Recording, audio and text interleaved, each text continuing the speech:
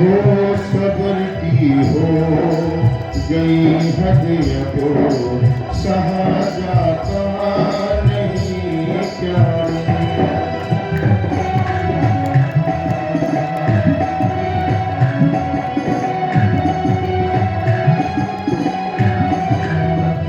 हाँ सबर की हो गई हद अब सहा जाता नहीं प्यारे। नजर दिलदार से ज्यादा कोई आता नहीं प्यारे।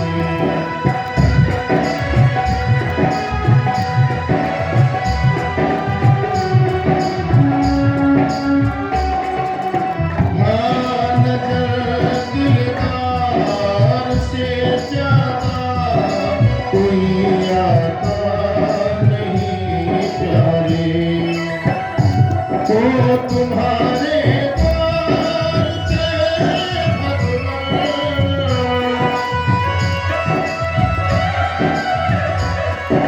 तुम्हारे द्वार से भगवान ने भी पलके बिछाई है, ने भी पलके बिछाई है। न जाने आज कौन से तुम्हारी याद आई है।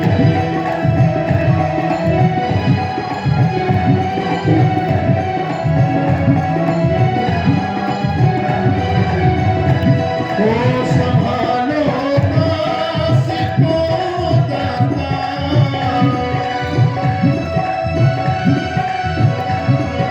मेरी सुध क्यों भुलाई है, मेरी सुध क्यों भुलाई है। न जाने आज क्यों फिर से तुम्हारी याद आई है। न जाने आज क्यों फिर से तुम्हारी याद आई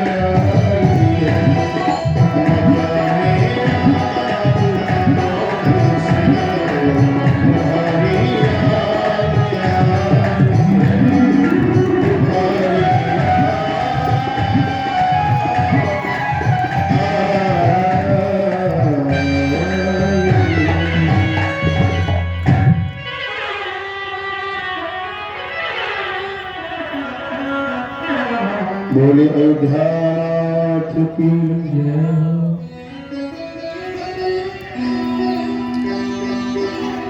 मैं निवेदन कर रहा था 87,000 वर्ष के बाद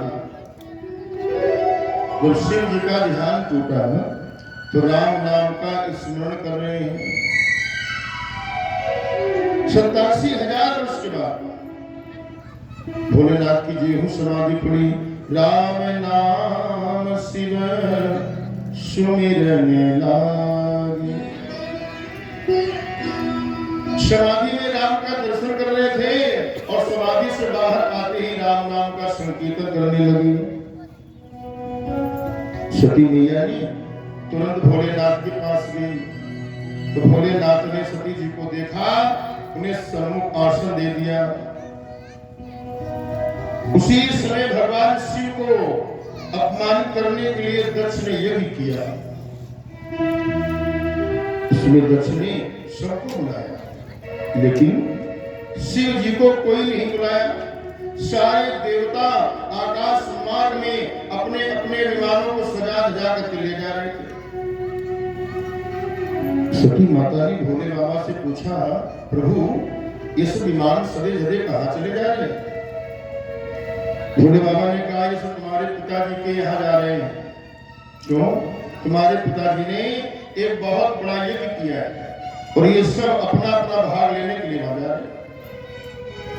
सती ने कहा, स्वामी आपके ससुर जी ने यज्ञ किया है तो हमको भी चलना चाहिए। भोलेनाथ ने कहा, कहे वो नीक मोरे मन भाव, लेकिन ये है अनुचित नहीं निवत पठा।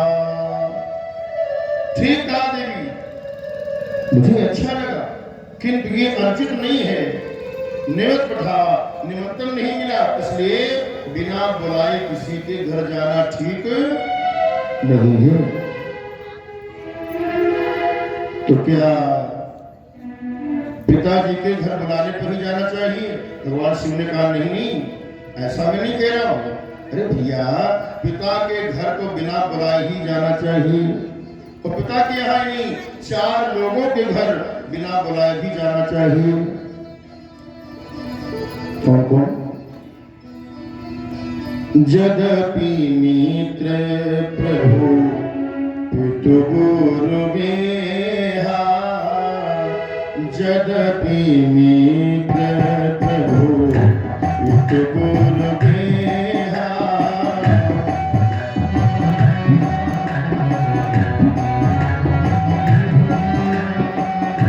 जाइए बिनु गुण संदेहा।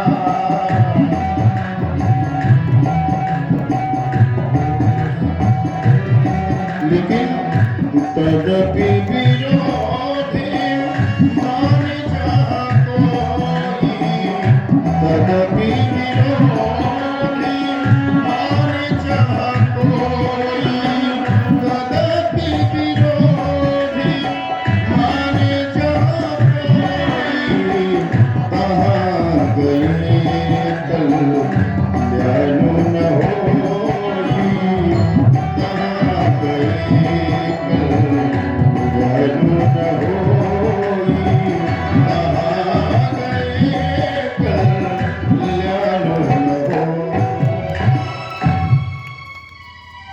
4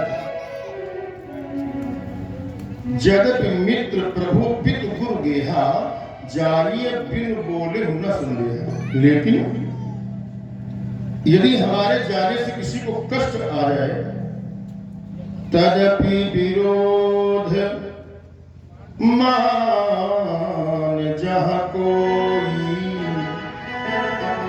कहाँ गई कल्याण न हो। तो वहां जाने से कल्याण होने वाला नहीं है। बहुत समझाया भोलेनाथ ने, किंतु सती जी नहीं मानी। भगवान समझा रहे हैं, नहीं मानी। भगवान समझ गए, होनी बहुत बलवती मालूम पड़ती है। और देखो, पुरुषार्थ करने में कोई कभी कसर नहीं छोड़नी चाहिए। लेकिन फिर भी बात ना बने, तब क्या करे महाराज? कोई है सोई जो राम रचेरा था, को कर तर्क बढ़ावहि साथा। भगवान के ऊपर छोड़ दो। कुछ गणों को भेजा, सती जी को विदा कर दिया। सती जी गई।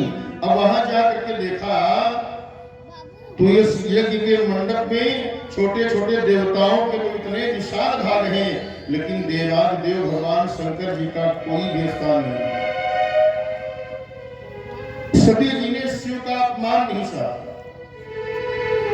माता सती ने रौद्र रूप धारण करके कहा, जिसने भी शिव की निंदा कही है या सुनी है, तुरंत इसका फल मिलेगा।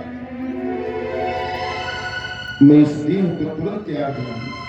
क्यों? क्योंकि एक शिव द्रोही की पुत्री बन करके इस संसार में जीवित नहीं रहना चाहती। जब तक ये शरीर मेरा रहेगा, तब तक लोग मुझे दक्ष कुमारी कह करके पुकारेंगे।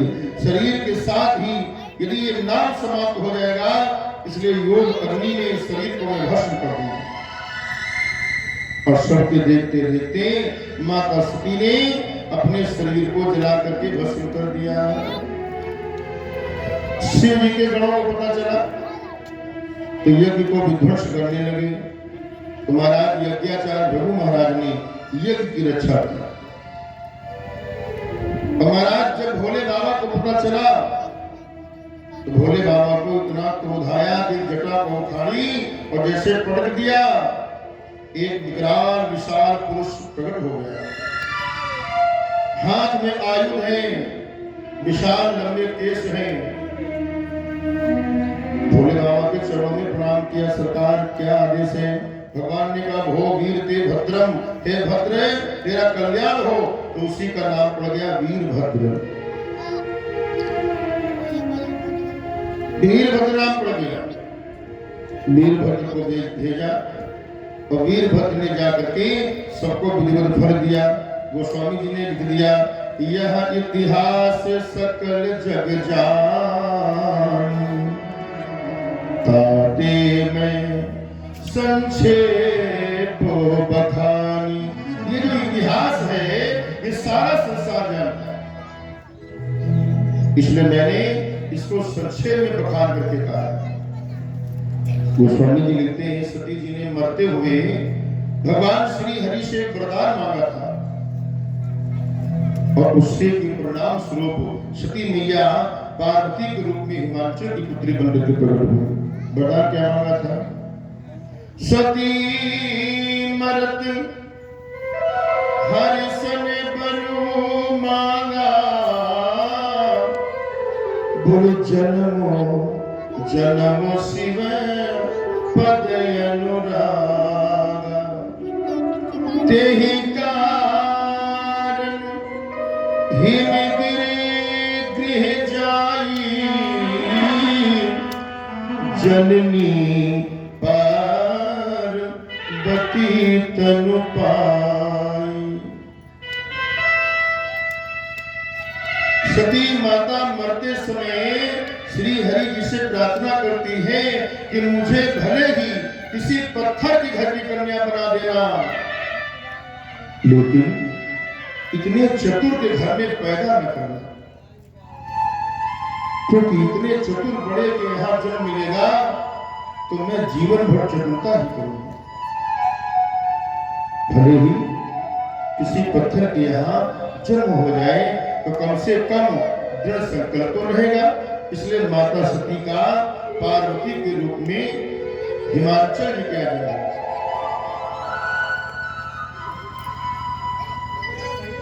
जब से पार्वती जी का जन्म हुआ तो महाराज के घर में मंगल ही मंगल आ गए। जब ते उमा शैल ग्रह जाई, सकल सिद्ध संपत्ति पहुंचाई। हिमांशु जी के यहाँ जब से माता पार्वती जी का जन्म हुआ तब से सारी सिद्धियों ने उनके यहाँ आकर के डेरा डाल दिया। नदियों का जल पावन हो गया, पशुओं में बैर भाव समाप्त हो गया, पर्वतों पर सब जगह मणियां प्रकट हो गई। हिमाचल नगर ऐसे सुशोभित होने लगा जैसे भगवत भक्त को भगवान की भक्ति मिल जाने पर सुशोभित हो जाता है। नारद जी महाराज को जब पता चला तो नारद जी महाराज कौतुक से ही हिमाचल जी के आए। हिमाचल जी ने नारद जी का स्वागत किया, पाद प्रक्षालन किया और अपनी कन्या को बुला करके नारद जी को प्रणाम करवाया। हिमाचल जी नारद जी से कहते हैं, नारद जी आप भूत भविष्य वर्तमान तीनों को जानने वाले हैं, इसलिए कृपा करके आप मेरी पुत्री के हाथ की रेखाओं को देख करके बताइए इसके दोष और गुण क्या है। तो नारद जी महाराज ने पार्वती मैया की इस रेखा को देखा, उनका भविष्य बताया। नारद जी महाराज ने कहा देखो ये सब लक्षणों से संपन्न है, उमा अंबिका भवानी आदि नाम होंगे इनके, इनका नाम स्मरण करके संसार की माताएं पतिव्रत धर्म का पालन करेंगी। महाराज दो चार अवगुण है इनमें, दो चार अवगुण है। बोले कौन? बोले इनको जो पति मिलेगा कैसा होगा? अगुणे अमान मातु पितु हीना, उदासीन सबे संशय छीना। इनको जो पति मिलेगा वो कैसा होगा? अगुण होगा, अमान होगा, माता पिता से सीन होगा, उदासीन होगा, सब संशयों से रहित होगा। बस ये 2-4 अवगुण है हमारे, बाकी कोई अवगुण नहीं है। हिमाचल जी ने कहा महाराज ये 2-4 अवगुण नहीं है, ये बहुत बड़ी कमी आपने बता दी। एक कन्या को अगर ऐसा पति मिल जाएगा तो बोलो कन्या कैसे जीवन यापन करेगी। लाख सद्गुण आप गिनाए लेकिन ये 2-4 अवगुण जो है ये भारी पड़ रहे हैं। मेरी फूल जैसी कन्या है, कैसे ये विवाह होगा। नारद जी ने कहा मैं उपाय बताता हूं। देखो मैंने जैसे वर का निरूपण किया था वो नर उसको मिलेगा, इसमें कोई दो राय नहीं। लेकिन मैंने वर के जो दोष गिनाए हैं वो सारे दोष मुझे भगवान शिव में घटित होते दिखाई दे रहे हैं। और इनका विवाह भगवान भोलेनाथ के साथ हो जाए तो दोषों गुण सम कह सब कोई। ये जो दोष है ये गुणों में परिवर्तित हो जाएंगे। देखें समर्थवान को कोई दोष नहीं होता है, ये दोष हम सब जीवों में होता है। भगवान तो सर्व समर्थ है, भगवान में कोई दोष नहीं। समर्थ को नहीं दोष गोसाई, रवि पावक सुरसर की नाई। जैसे गंगा मैया में कोई दोष नहीं। हम गंगा स्नान करने जाते हैं तो मान लीजिए गंगा स्नान करने गए, एक लोटा गंगा जल लेकर के आए और अब उस गंगा जल से भगवान को स्नान करवाने वाले थे। इतने में एक कुत्ता आया और कुत्ते ने जल में मुंह मार दिया। तो अब बताओ कितने लोग ऐसे यहाँ हैं तो उसी गंगा जल से भगवान को स्नान करवाएंगे। बोले महाराज कोई नहीं करवाएगा, हम तो बिल्कुल नहीं करवाएंगे। अच्छा भले ही गंगा जल परम पवित्र है लेकिन गंगा जल में कुत्ते ने मुंह मार दिया, इसलिए अब गंगा जल से भगवान को स्नान नहीं कराया जा सकता। क्यों? अपवित्र हो गया। पर भैया गंगा जी में हजारों कुत्ते स्नान कर रहे हैं, गंगा जी में हजारों कुत्ते स्नान कर रहे हैं। गंगा मैया तो कभी अपवित्र नहीं हो जाती हैं, गंगा मैया अपवित्र नहीं होती। क्यों? क्योंकि गंगा जी का जो जल हम पात्र में लेकर के आए वो क्या है? वो पात्र है अंश और गंगा मैया है अंशी। तो दोष होता है अंश में, अंशी में कोई दोष नहीं होता। इसलिए हम सब ईश्वर के अंश हैं। ईश्वर अंश जीव अविनाशी, हम सब परम पिता परमात्मा के अंश हैं। जो भी दोष है वो जीवों में है, भगवान में कोई दोष नहीं। भगवान में कोई दोष नहीं। सब प्रकार शंकर अकलंका, भोले बाबा सर्व समर्थवान है, कोई दोष नहीं। और यदि उनका विवाह भगवान भोलेनाथ के साथ में हो जाए तो आनंद आ जाए। इसलिए जाओ इनको समझाओ, तपस्या करें।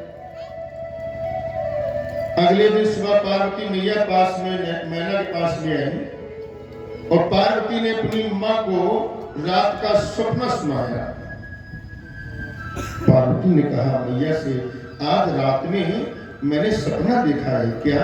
एक सफेद वस्त्र धारण किए हुए ब्राह्मण ने मुझे उपदेश दिया है, मां मुझे आज्ञा दीजिए। तब हिमाचल जी और सुनैना जी ने सदर नेत्रों से पार्वती जी को तपस्या करने के लिए विदा किया। बोलो पार्वती मैया की। पार्वती मैया शिव की आराधना करने के लिए जंगलों में आई, बड़ी कठोर साधना करने लगी। अब पार्वती मैया ने कठोर साधना करी, भगवान प्रसन्न हुए, ब्रह्मवाणी हुई कि देवी तुम्हारा मनोरथ सफल हो गया। तुम्हारे पिता जब बुलाने आए तो हट त्याग करके उनके साथ चली जाओ, तुम्हें भोलेनाथ पति के रूप में प्राप्त होंगे। जाति बलक जी भरद्वाज जी से बोले मैंने पार्वती का सुंदर चरित्र सुनाया, अब शिव जी का सुहावना चरित्र सुन लो। उमा चरिते सुंदर में गावा, उमा चरिते सुंदर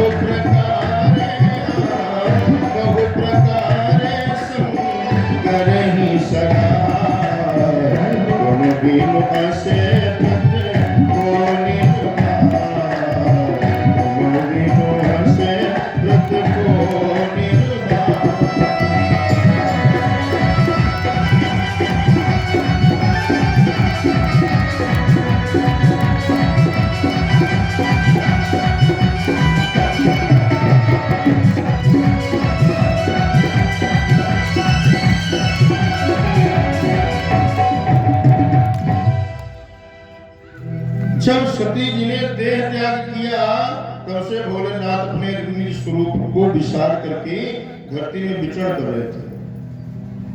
कहीं ऋषि मुनियों को ज्ञान का उपदेश देते, कहीं राम जी के गुणों का बखान करते हैं।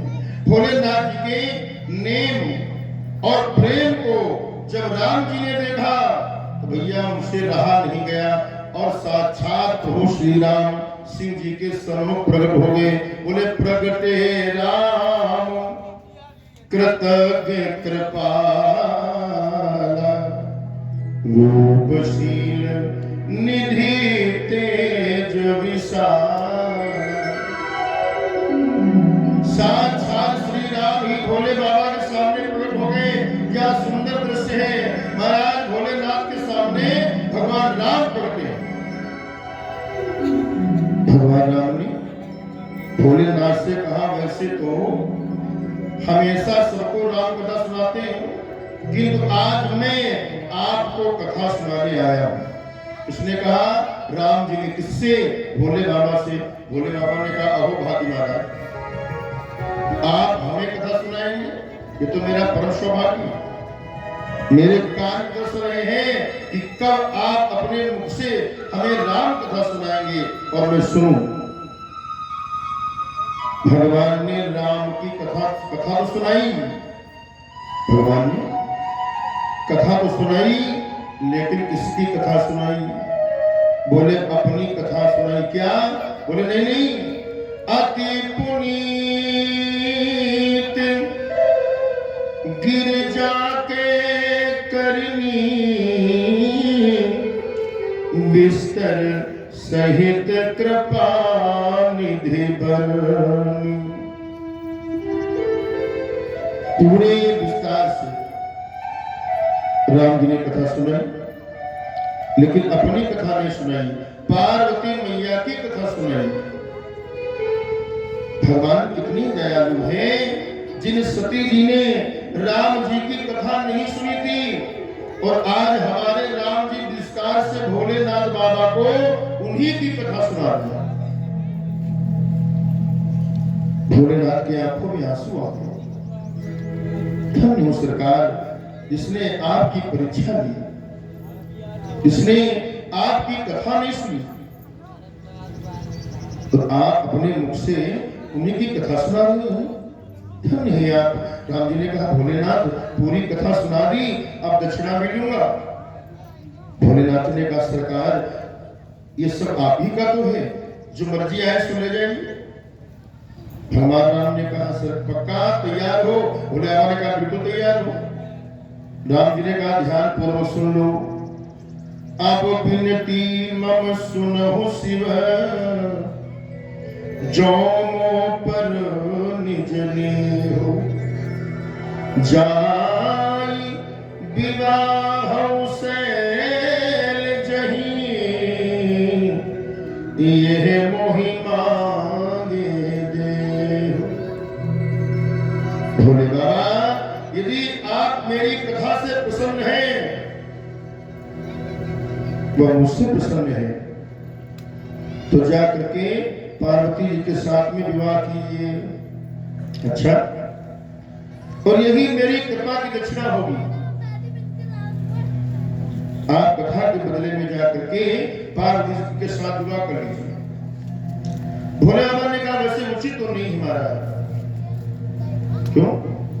कह शिव यद्यपि उचित यस नाही, लेकिन नाथ बचन पुनि मेट न जाए। ये उचित तो नहीं है, लेकिन आप स्वामी और स्वामी के वचनों को मिटाना ये सेवक का धर्म नहीं है। स्वामी के वचनों को मिटाना ये सेवक का धर्म नहीं है। इसलिए मैं आपकी आज्ञा को शिरोधार्य करता हूं। सिर धरि आयसु करिय तुम्हारा, परम धर्मो ये नाथ हमारा। भगवान ने कहा भोलेनाथ बाकी सब तो ठीक है, लेकिन जो आज्ञा सिर पे रख रहे हो इसको सिर से उठा करके अपने हृदय में धारण कर लो। भोलेनाथ ने कहा क्यों? राम जी कहते हैं आपके सिर से गंगा जी प्रवाहित हो रही है, तो कहीं गंगा जी की धारा के साथ में ये मेरी आज्ञा भी बह करके न चली जाए है? और आप रह गए विवाह करने से, इसलिए सिर पे धारण करने की जरूरत नहीं है। अब उर राखे जो हम कहूं, हमने जो कुछ कहा है उसे आप अपने हृदय में धारण कीजिए। भोलेनाथ ने कहा सरकार किसको कहां धारण करूं, मैं तो आपको ही अपने हृदय में धारण कर ले रहा हूं, जैसी इच्छा बने सो करवाई लीजिए। अंतर्धान भय से भाखी, शंकर सोई मूर्ति उर राखी। भगवान शिव ने उसी रूप को अपने हृदय में धारण कर लिया। बोलिए जय सिया राम। जब भगवान श्री राम वहां से अंतर्ध्यान हो गए, तब भोलेनाथ ने सब ऋषियों को बुलाया और उन्हें माता पार्वती जी के प्रेम की परीक्षा लेने के लिए भेजा और कहा जाओ गिरे ही प्रेम पठयो भवन दूर करे हो संदेह। परीक्षा लेने के लिए मत जाओ, संदेह दूर करने के लिए जाओ। मैंने पार्वती जी को स्वीकार कर लिया है। गिरी ही प्रेरित पठेय भवन, हिमांचल जी को सती जी को बुलाने के लिए भेजो और दूर करो संदेह, उनका संदेह दूर करो, मैं विवाह करने के लिए तैयार हूं। शत ऋषि मां को प्रणाम किया। परीक्षा तो एक बहाना था, वस्तुतः उस संदेह को दूर करने को ये बताना था कि शिव जी विवाह के लिए तैयार। महाराज सब ऋषि माता पार्वती के पास में आए तो उन्हें माता पार्वती को देख करके ऐसा लगा कि तपस्या मूर्तिमंद शरीर धारण करके तपस्या कर रही हो। सब ऋषियों ने कहा देवी तुम किसकी आराधना कर रही हो, किसकी तपस्या कर रही हो, किस लिए कर रही हो, क्या चाहती हो? माता ने कहा ऋषियों आप मेरी मूर्खता को सुनेंगे तो हंसेंगे। बोले क्यों? मैं अपने गुरुदेव नारद जी महाराज के वचनों को मान करके भगवान भोलेनाथ को पति के रूप में पाने के लिए तपस्या कर रही हूँ। सुनते ही इतने ऋषि हैं एक स्वर में मुस्कुरा पड़े, जय हो। पत्थर की बेटी हो ना, इसलिए ऐसी मूर्खता का कार्य कर रही हो। और क्यों ना करो? क्योंकि नारद जैसे आपको गुरु मिले, नारद जी के वचनों को मान करके क्या आज तक किसी का घर बस पाए? नारद जी तन से सज्जन मालूम पड़ते हैं, पर मन के बड़े कपटी। चित्रकेतु, दक्ष और हिरण्याकश्यप सबका घर इन्होंने बर्बाद कर दिया। तो ऐसे व्यक्ति का उपदेश मान करके तुम शिव को पति के रूप में प्राप्त करना चाहती हो? अरे वो तो संसार में रहते हैं, चिता की भस्म लगाते हैं, मुंडों की माला पहनते हैं। भला तुम ही बताओ ऐसे पति को प्राप्त करके तुम्हें क्या लाभ होगा? हम तो कहते हैं अब भी कुछ नहीं बिगड़ा है। अगर तुम कहो तो तुम्हारा संबंध लक्ष्मीपति नारायण के साथ में करवाएंगे। पार्वती ने जब सब ऋषियों के वचनों को सुना तो पार्वती जी ने कहा, हे ऋषियों, मैं गुरुदेव के उपदेश को नहीं त्याग सकती, भले ही भगवान भोलेनाथ ही आकर के मुझे क्यों ना मना करो। जिस व्यक्ति को अपने गुरु के वचनों पर विश्वास नहीं होता तो उसे स्वप्न में भी किसी सिद्धि की प्राप्ति नहीं होती। ये मेरा संकल्प है कि मैं विवाह करूंगी तो भगवान शिव से करूंगी, भले ही मुझे करोड़ों जन्म तपस्या क्यों न करनी पड़े। सप्तऋषियों ने जब माता पार्वती के वचनों को सुना तो पार्वती को बहुत बहुत प्रशंसा करने लगे। कहते हैं, मां तुम माया भगवान शिव सकल जगत पितु मात। इस प्रकार माता पार्वती की प्रशंसा करते हुए सप्तऋषि भगवान शिव जी के पास में आए और जैसे ही भगवान शिव को माता पार्वती के दिव्य प्रेम की कथा सुनाई तो सुनते ही भगवान शिव प्रेम में मग्न हो गए, समाधि लगा और समाधि में भगवान श्री राम का ध्यान करने लगे। हिमांचल जी पार्वती मैया को घर लेकर के आए। उसी समय एक तारक नाम का असुर राक्षस हुआ। ब्रह्मा जी ने कहा, भगवान शिव का पुत्र ही इसको मार सकता है। अब विवाह हो तो बेटा हो और बेटा हो तो राक्षस मरे। तो पहला काम तो यही है, इनकी समाधि खोले। समाधि कैसे खुलेगी? ब्रह्मा जी ने कहा, कामदेव को भेजो। कामदेव भगवान के पास गए। भगवान शिव समाधि लगा कर बैठे हुए थे। अच्छा एक बात बताइए, क्या कामदेव की सामर्थ्य है कि भोले बाबा की समाधि को भंग कर सकते? ये विचारनी बात है। दूसरी बात, जिनके हृदय में राम बैठे हो, जिनके हृदय में राम बैठे हो, तो क्या उसके हृदय में कभी काम का प्रभाव पड़ सकता है? बोले ना, क्यों? जहां राम तहां काम नहीं, जहां काम नहीं राम, तुलसी कबहू न रही सके, रवि जननी रजनी एक ठाम। तो भोलेनाथ के हृदय में पूरे पूरे राम जी बैठे हैं। तो हृदय में राम बैठे हैं तो काम का प्रभाव कैसे पड़ सकता है? तो ये प्रभाव कैसे पड़ा? बोले, जैसे ही कामदेव ने बाण चलाया तो भगवान राम ने सोचा, यदि मैं उनके हृदय से अंतर ध्यान नहीं होऊंगा तो कामदेव का जो बाण है ये निष्फल हो जाएगा। लेकिन अगर मैं इनके हृदय से अंतर ध्यान हो जाऊंगा तो ये मुझे ढूंढने के लिए नेत्र अपने खोल देंगे कि मेरे प्रभु कहां चले गए। अतः जैसे कामदेव ने बाण चलाया, ठीक वैसे ही भगवान राम शिव के हृदय से अंतर ध्यान हो गए। बाण इधर हृदय में लग रहा, उधर राम जी अंतर ध्यान हो रहे हैं। शिव जी के नेत्र फिर मेरे सरकार कहां चले गए, मुझे छोड़ करके। और जैसे ही देखा, सामने कामदेव नजर आ गया। भोले बाबा को क्रोध हुआ। शिव जी क्रोध में आकर के तीसरा नेत्र खोल दिया और कामदेव जल करके भस्म हो गया। बोलो शंकर भगवान की। तब शिवती सर नयने उघारा,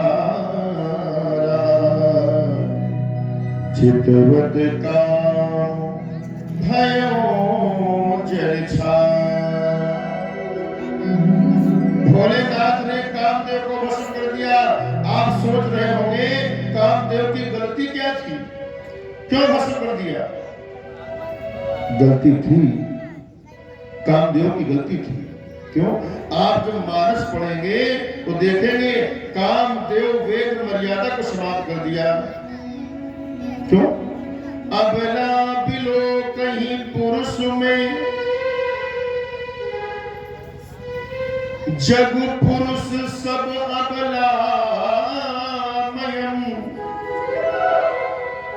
द्विदंड भरि ब्रह्मांड भीतर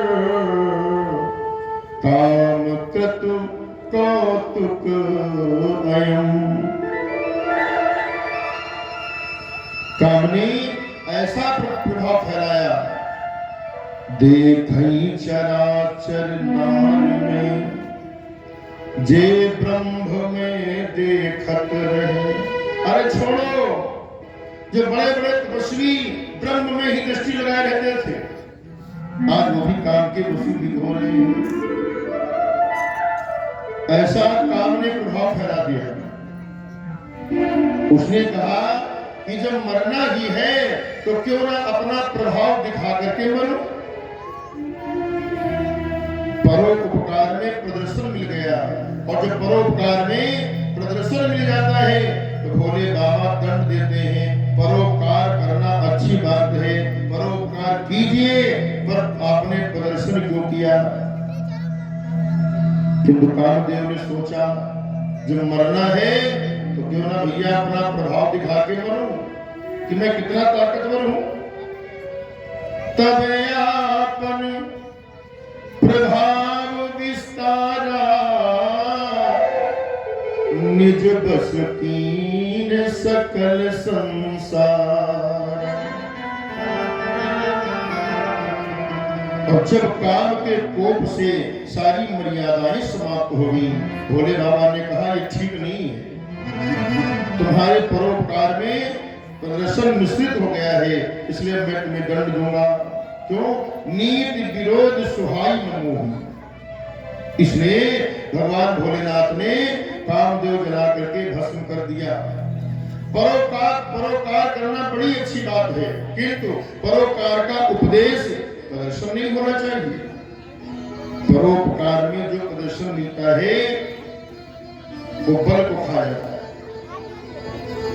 काम की पत्नी जिनका नाम था रति आई और कामदेव की पत्नी का नाम रति भगवान भोलेनाथ से प्रार्थना की, भगवान ये आपने क्या किया? भगवान ने आशीर्वाद दिया कि जब यदुवंश कृष्ण अवतारा कोई हरण महामहि भारा।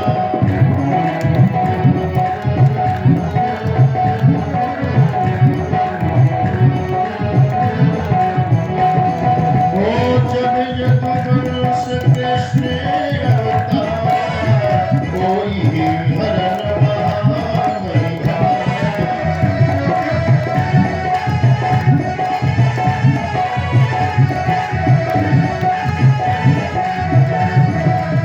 कृष्ण बने होई पति तोरा बचन अन्यथा होई न मोरा।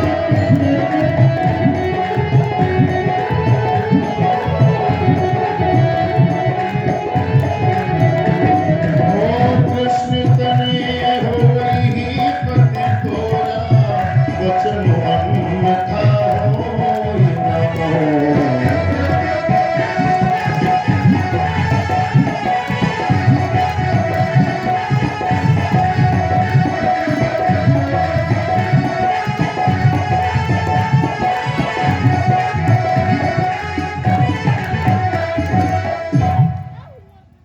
भगवान ने रति को आशीर्वाद दे दिया, जाओ जब राम जी कृष्ण के रूप में ये वंश में अवतरित होंगे तब तुम्हारा पति कृष्ण के तने होकर प्रकट होगा। तो भगवान कृष्ण के प्रथम पुत्र कौन थे? प्रद्युम्न जी महाराज, और ये कामदेव की अवतार है प्रद्युम्न जी महाराज। रति प्रसन्न होकर के चलेगी। अब सारे देवता सावधान हो गए, इनको समझाए कौन? देवता लोग कहते हैं चलो चलो इनकी स्तुति करो, इनको समझाओ, विवाह के लिए तैयार करो। एक देवता ने कहा भैया मुझे बहुत डर लगता है, क्यों? इनके सामने जाने में। दूसरे ने कहा भैया तुम डरते क्यों हो, तुम तो अजर अमर देवता हो। उसने कहा रहने दो भैया, हम देवता अजर अमर तो हैं, लेकिन अभी अभी जो जल करके भस्म हो गया है कामदेव वो भी अमर ही था, मनुष्य थोड़ी था। इनका तीसरा नेत्र खुलेगा तो भस्म होना ही पड़ेगा, चाहे अमर हो कोई फर्क पड़ने वाला नहीं। ब्रह्मा जी ने कहा अच्छा चलो रहने दो, हम समझाते हैं। ब्रह्मा जी आए, प्रणाम किया और ब्रह्मा जी ने कहा महाराज आज हम सब देवताओं के मन में एक उत्साह है। भगवान ने कहा काहे बात का उत्साह? ब्रह्मा जी कहते हैं हम सब देवता आपके विवाह को देखना चाहते हैं। सकल सुरन कृ हृदय अस शंकर पर में उछाहो, निज नयन नि देखा चाहि नाथ तुम्हार विवाह। हम आपके विवाह को देखना चाहते हैं। अच्छा देखो, ये नहीं कह रहे हैं कि आप विवाह कर लीजिए। अगर ऐसा कहते तो भोले बाबा दिखा देते कि पार्वती मुझसे अलग नहीं, वो सदा सदा शंभ और धांगिल निवासी, पार्वती मुझसे अलग नहीं है। तो ब्रह्मा जी है कौन? देखो ब्रह्मा जी बुद्धि के देवता है। ब्रह्मा जी जो है ये बुद्धि के देवता है, इसलिए समझदार हैं। वो कहते हैं हम आपके विवाह के उत्सव को देखना चाहते हैं। भोलेनाथ ने कहा मेरे प्रभु श्री राम की आज्ञा है और उनकी आज्ञा के लिए विवाह करने के लिए तैयार हो। तो ये सुनते ही सारे देवता प्रसन्न हो गए, भोले बाबा विवाह के लिए मान गए। लगे समारन सकल सुर वाहन विविध विमान, होय सगुन मंगल शुभद करहि अपछरा।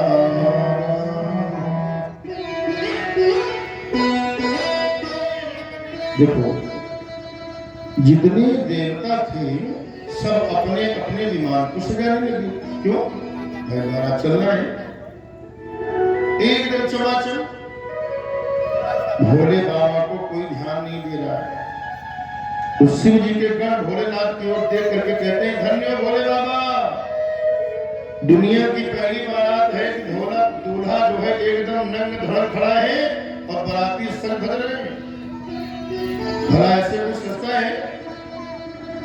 आप बड़े भोलेनाथ हो महाराज, अरे विवाह ही करना था तो पहले कुछ तैयारी कर लेते, घर बार के विवाह की करोगे।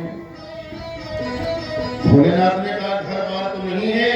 जो कौन ने कहा अच्छा घर नहीं है तो फिक्र नहीं है। अरे भोलेनाथ ने कहा भैया जब घर बार ही नहीं है तो फिक्र क्या है कि?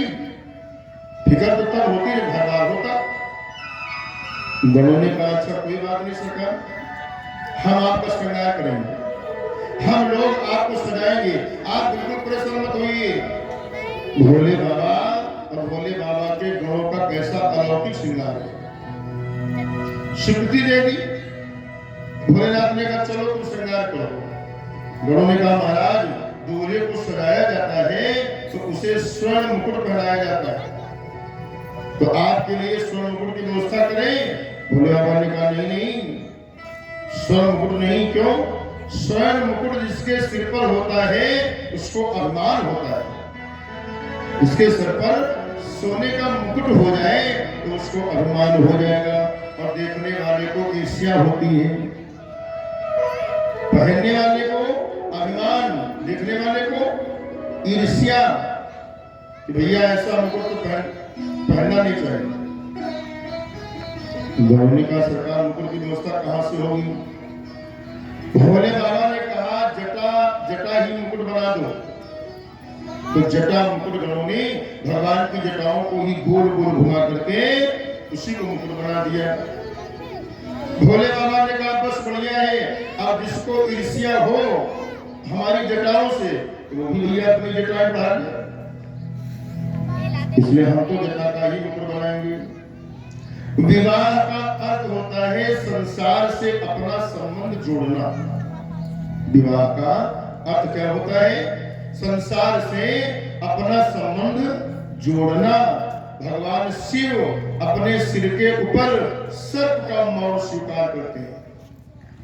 मानव समाज को बताना चाहते हैं, देखो जब संसार से जुड़ो तो सर्वदा इस बात का ध्यान रखो क्या कि काल जो है वो सिर पे हमारे बैठा हुआ है। इस बात का ध्यान रखो। दो बातन को भूल मत, जो चाहो कल्याण, नारायण एक मौत को, दूजे श्री भगवान। संसार में संबंध जोड़ने जा रहे हो तो सदा ध्यान रखना चाहिए कि काल हमारे सिर पर है, इसलिए भगवान का स्मरण करना चाहिए। जटका भगवान का एक गण आया, चिता की भस्म ले आया और चिता की भस्म को भोले बाबा के पूरे शरीर में मालिश कर दिया। भगवान शिव को ये जो भस्म है ये बड़ी प्रिय है। क्यों? भगवान को चिता भस्म क्यों प्रिय है? एक बार कुछ मुर्दे को कंधे पे लेकर के जा रहे थे और जो जा रहे थे सब बोल रहे थे राम नाम सत्य है, राम नाम सत्य है। भोले बाबा ने सुन लिया। भोले बाबा ने कहा अरे वाह, ये तो भैया अपने ही दल के मालूम पड़ते हैं, अपने दल के हैं। अरे मेरा भी नाम है क्या? उमा कहूँ मैं अनुभव अपना, उस सत हरि भजनो जगत सब सपना। और ये लोग भी बोल रहे हैं राम नाम सत्य है। भैया ये अपने दल के मालूम पड़ते हैं और भोले बाबा उन्हीं के संग में लग गए। और जिन लोगों ने उस शव को कंधे पे रखा था, शमशान घाट लेकर के गए और वहां जैसे ही मुर्दे को आग लगाई, चिता जलने लगी, वैसे ही जो राम नाम का सत्य नारा बोल रहे थे वो लोग चाय की दुकान पर चाय पीने लगे और आपस में कह रहे भैया तुमको कैसे पता चला ये मर गया? एक ने कहा अरे भैया अचानक सूचना मिली तो अपनी दुकान बंद करके आया उसके चक्कर में। एक ने कहा अरे भैया रहने दो, मेरे घर में पुताई का काम चल रहा था तो पुताई का काम आधे में छोड़ करके पीछे पीछे चला आया। अरे एक ने कहा तुम अपनी सुनाओ कि मेरी सरकारी नौकरी है और आजकल वैसे भी मुझे का सिस्टम हो गया है तो मैं सरकारी नौकरी छोड़ करके आया हूँ। और भैया हद तो तब हो गई जब एक ने कह दिया कि भैया इसको मरना भी था तो संडे को नहीं मर सकता था, संडे को मर जाता। भोले बाबा ने सारी बातों को सुन रहे हैं और अरे राम राम भैया, जिसको मैं अपने दल का समझ रहा था ये लोग दूसरे दल के मालूम पड़ते हैं। और जैसे ही चिता में आग लगाई तो इनकी विचारधारा बदल गई, ये मेरे दल के नहीं हो सकते, किंतु धन्य है सब जिसके कारण राम नाम का प्रचार तो हुआ। और धन्य है भोले बाबा, दौड़े दौड़े गए और जो चिता जल रही थी उसकी राख अपने शरीर में लपेट लिया और कहने लगे जीते जी भले ही राम नाम न ले सका हो, लेकिन मरने के बाद इसकी वजह से कम लोगों ने राम नाम का आश्रय लिया है, इसलिए धन्य। इसके समान कौन हो सकता है? तो भोले बाबा ने उस चिता भस्म को अपने शरीर में लपेट लिया। चिता भस्माले को, इसलिए भगवान को चिता भस्म अति प्रिय लगती है। भोले बाबा चिता भस्म लगा करके तैयार हो गए। गणों ने कहा सरकार तैयार हो गए? बोले हाँ। तो बोले बढ़िया वाहन मंगाए, बढ़िया वीआईपी कोई गाड़ी बनाए, भाई दूल्हा सरकार उसमें बैठ के जाएंगे। भगवान ने कहा नहीं, मैंने जीवन भर बैल की सवारी की है, और अगर आज विवाह के अवसर पर मैंने इस बैल को त्याग दूंगा तो ये क्या सोचेगा? वहां बोले ना, जीवन भर मेरी सवारी की और सौभाग्य के अवसर पर आया, मुझे छोड़ करके किसी और की सवारी नहीं हुई। इसलिए भैया मेरा तो सिद्धांत है, जिसको मैंने जीवन भर अपने साथ में रखा है, सौभाग्य की सवारी भी उसी को ही दूंगा। इसलिए भोले बाबा बैल पर बैठे। अच्छा, बैठ कैसे रहे? बैल के पूंछ की ओर भोले बाबा का मुख है, उल्टे बैठ रहे। क्यों? क्योंकि इस विवाह में भोलेनाथ के इष्ट भगवान नारायण भी पधारे हुए हैं। तो अगर भोलेनाथ सीधे बैठते तो भगवान की तरफ उनकी पीठ हो जाती। इसलिए भगवान शिव ने सोचा कि संसार की ओर भले पीठ दिखा लो, पर मैं अपने राम को पीठ नहीं दिखा सकता हूं। संसार की ओर भले मेरी पीठ हो जाए, फर्क नहीं पड़ेगा, लेकिन राम जी की ओर मेरा मुख होना चाहिए। भगवान की ओर अगर मुख होता है तो संसार की तरफ पीठ हो जाए तो कोई प्रभाव नहीं पड़ेगा। हम परमात्मा के सम्मुख हो। भोले बाबा बैल पर बैठे हैं। अब भगवान की सुंदर बारात चल रही है। आइए हम भी इस बारात में सम्मिलित हो। देखिए, ये जो भगवान का श्रृंगार है, ये हंसी मजाक के लिए नहीं है। जीवन का दर्शन श्रृंगार में भरा पड़ा है, लेकिन दिखाई नहीं पड़ता। जो देखना चाहते हैं तो भोले बाबा इस श्रृंगार को लेकर के चल रहे हैं। भगवान विष्णु आए। विष्णु भगवान ने भोलेनाथ को देखा तो कहने लगे, राम राम, दूल्हा इतना सुंदर है और बाराती दूल्हे के अनुकूल नहीं है।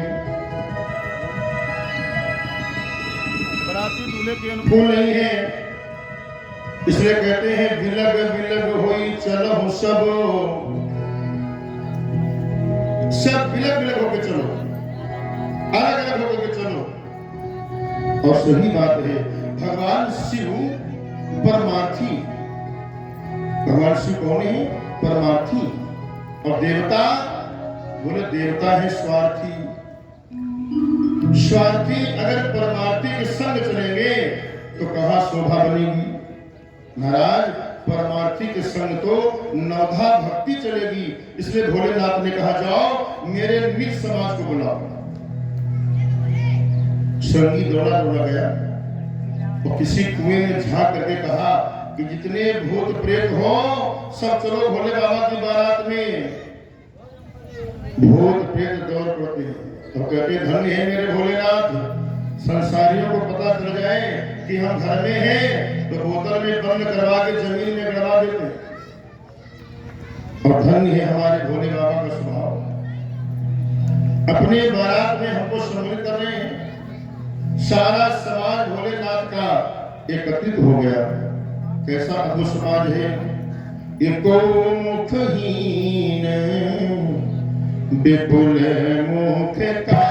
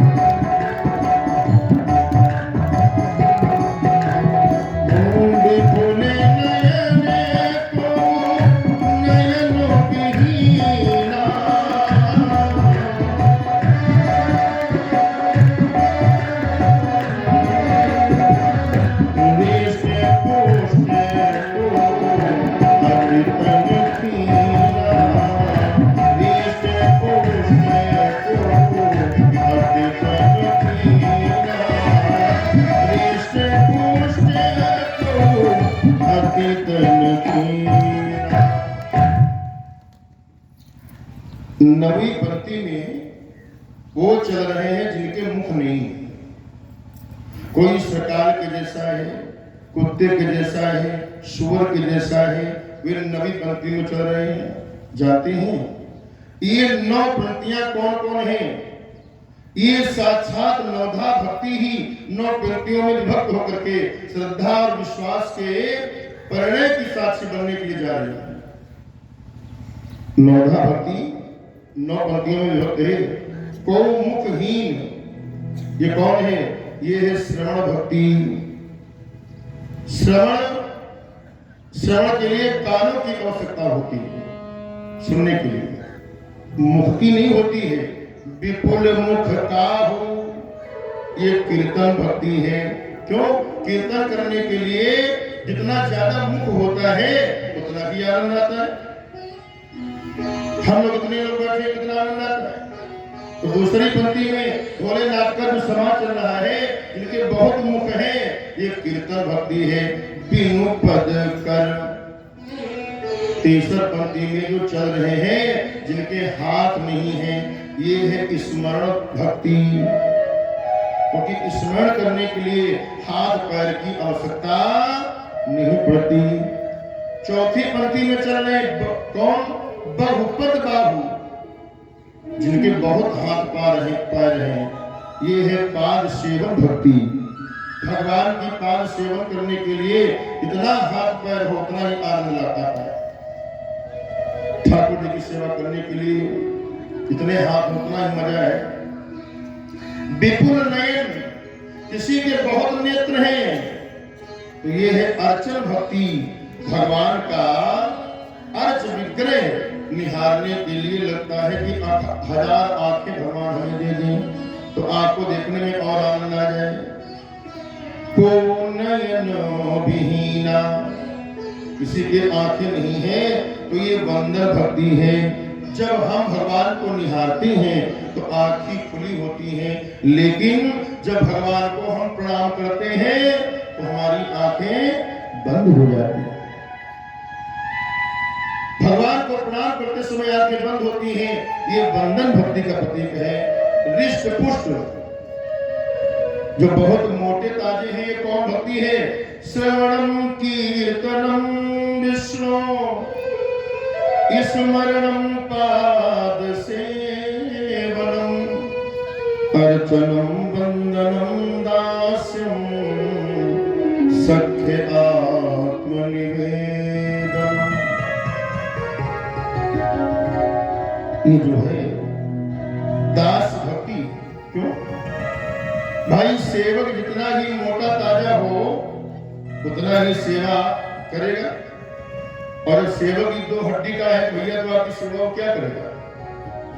जो रिष्ट पुष्ट है वो किसके प्रतीक है? दास भक्ति के प्रतीक है। और अंत में नवी पंक्ति में जो चल रहे हैं जिनके मुख नहीं है, कोई सरकार के जैसा है, कुत्ते के जैसा है, सुअर के जैसा है, ये आत्मनिवेदन भक्ति है। जब अपने आप को ही प्रभु के चरणों में समर्पित कर दिया तो क्या फर्क पड़ता है कि हमारा मुख कैसा है? तो ये नवधा भक्ति ही पार्वती माता के विवाह में सम्मिलित होने जा रही है। इसलिए नारायण भगवान कहते हैं अलग अलग होकर के चलो। शिव जी परमार्थी, अब शिव जी का समाज वो चल रहा है। आइए हम भी बड़े प्रेम के साथ में भगवान के बारात में सम्मिलित होंगे। बोलो भक्तवत्सल भगवान की जय हो। भोले बाबा अपनी विचित्र बारात को साथ में लेकर के हिमाचल नगरी को प्रसार कर रहे हैं। कैसी बारात है कि ऐसी बारात नहीं देखी आज तक।